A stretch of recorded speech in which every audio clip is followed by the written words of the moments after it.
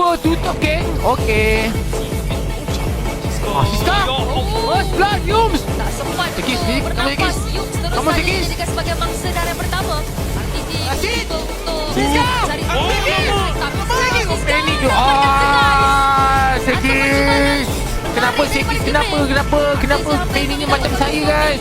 Dah sampai. Ni ke global pen? Saya tak tahu kan? Pertama ni agak sikit sukar untuk dimasukkan peserta. Seki dapat. Baik Seki. Betul-betul datang lalu je. Siska hampir boleh dapatkan Siska.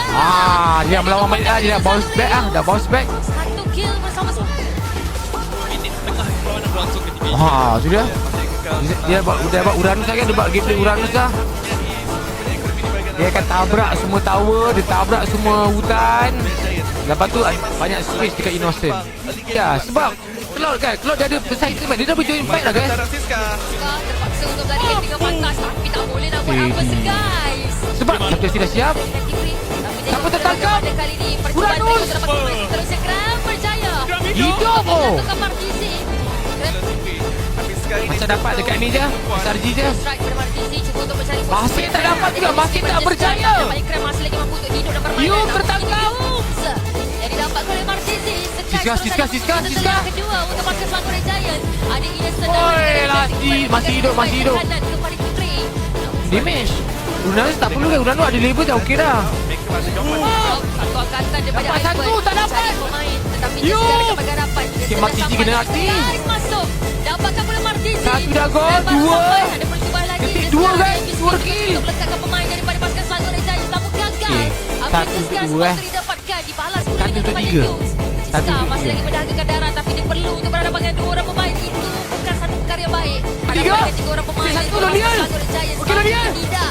Untuk leluhur. Okey. Tak betul lah. Rupanya dia fikir lagi ya. Memang dia tak ada di posisi perlu untuk bertahan. Rem Zup. masuk Siska mencari. You. Teddy you. Innocent berjaya untuk mendapatkan Siska. Rem cuba untuk bertahan tapi Innocent Okey, ada tak termasuk berjaya lagi. untuk memecahkan ini mental dekat bahagian atas. Sekai dekat arah berbeza. Mana Akai boleh mati? Pula dekat bahagian bawah. Oh, tak perasan lah dia ni.